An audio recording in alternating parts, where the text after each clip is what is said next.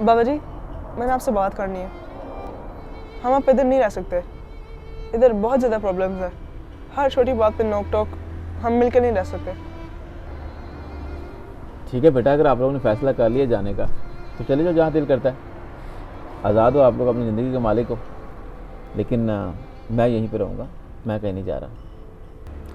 लेकिन आप तो हमारे बाबा जी हैं। हम आपके बगैर नहीं रह सकते।